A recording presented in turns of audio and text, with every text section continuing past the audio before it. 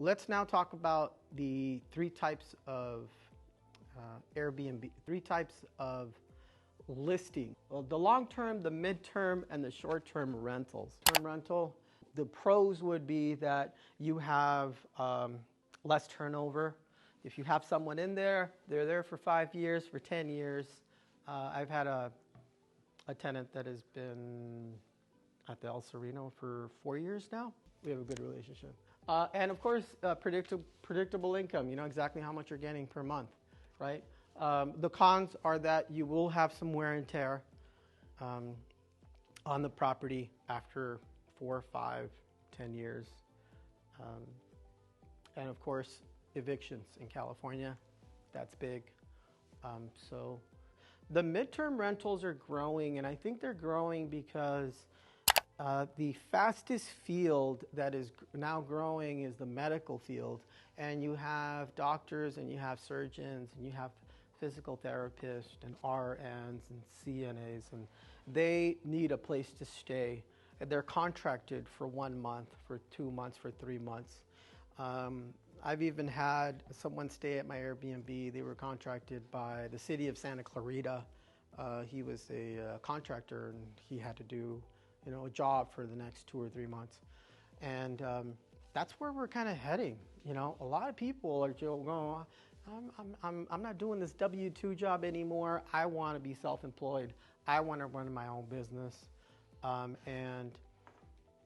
There's just a growing number in that area. And it's perfect for traveling nurses.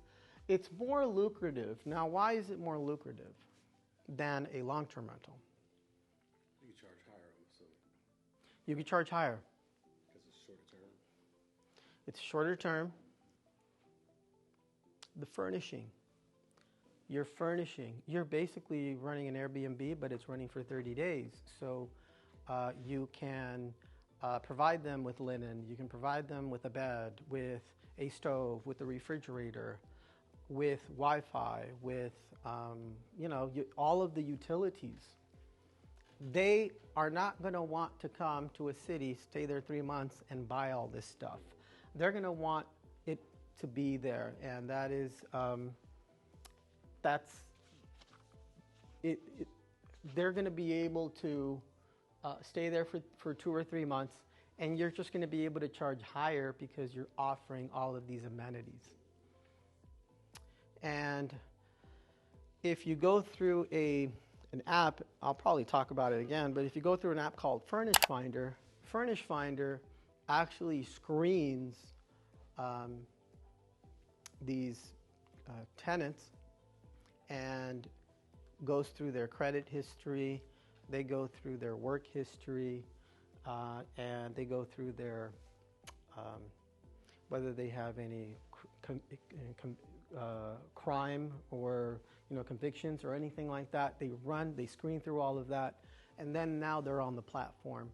And I've started to use it now, and I can usually tell pretty quickly via text or via phone call if you're talking to someone and they are genuinely honest and they're hardworking and they're telling the truth.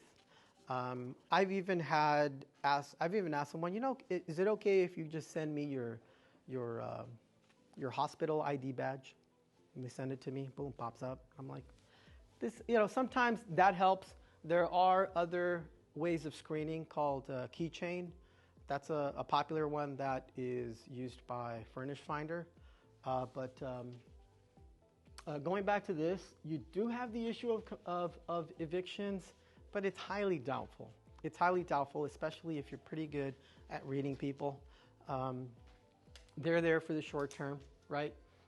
And the other con is that you may have a low occupancy rate. So if you have somebody booked until February, and then the next person that's coming in is coming in April, then your place will not be booked for 2 months, right? So sometimes you have those issues. And then you have to find, well, who's going to want to stay here for 2 months, right?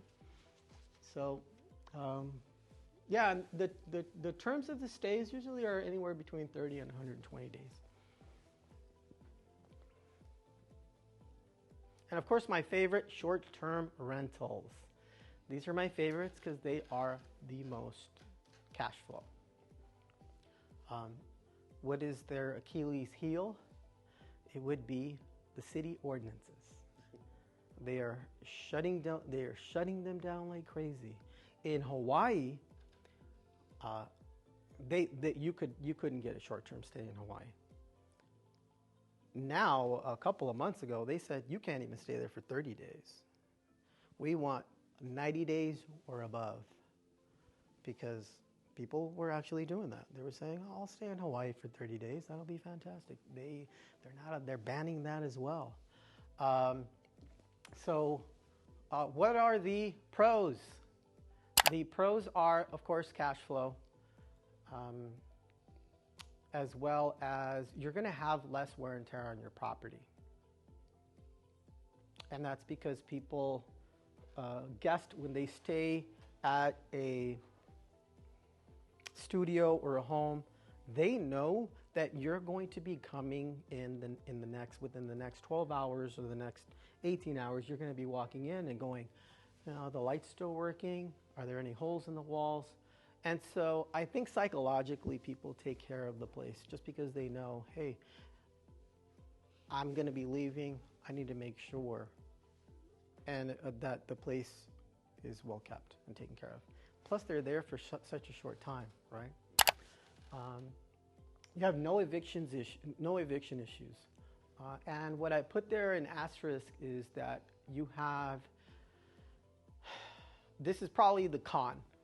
The con is that you have to put more systems in place.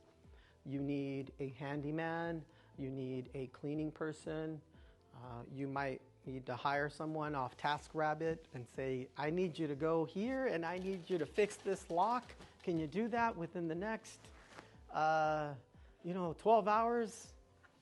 And hopefully that works for you, right? Hopefully that works for you. That it's really important to put systems in place. This here, which is a guidebook, this is the system that you put in place. From the point that they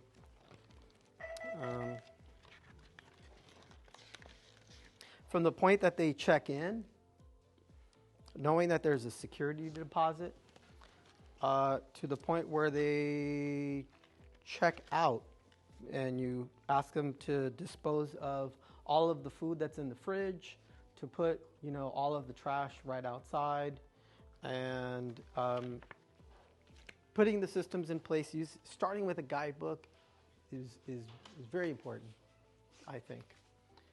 So